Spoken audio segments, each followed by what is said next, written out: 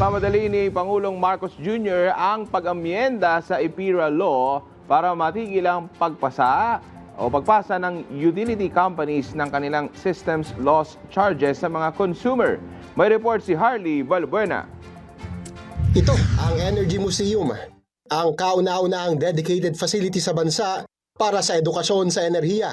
Pinasinayaan ito ni President Ferdinand R. Marcos Jr. sa DOE Energy Center sa Bonifacio Global City sa Taguig.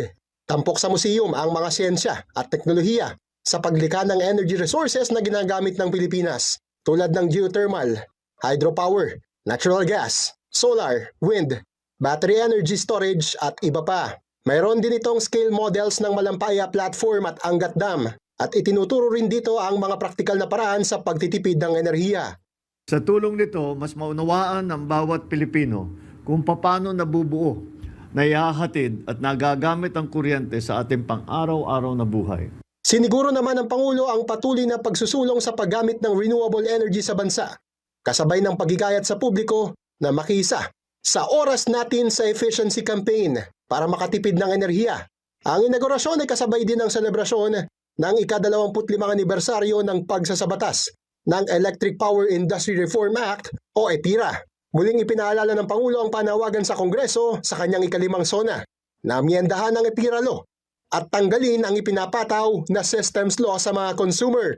It's only fair that Filipino families pay for what electricity they use, not for inefficiencies that really are beyond their control. Ayon naman sa Malacanang, ipinatitiyak din ng Pangulo sa utility companies na mayroon silang plano at maigpit na pagbabantay para maiwasan ang systems loss. Lalong-lalo na po yung mga losses because of theft, pilferage, na napapasan ng mga maaayos at mga matitirong mga Pilipino na nagbabayad ng kanilang mga obligasyon. Positibo rin ang palasyo na sesertipika ang urgent ng Pangulo ang panukalang pag-amyenda sa EPIRA. Gayun din ang panukalang pagkapalawak sa saklaw ng exemption sa income tax ng mga manggagawa na nabanggit rin ng Pangulo sa kanyang SONA. Harley Valbuena, IBC News.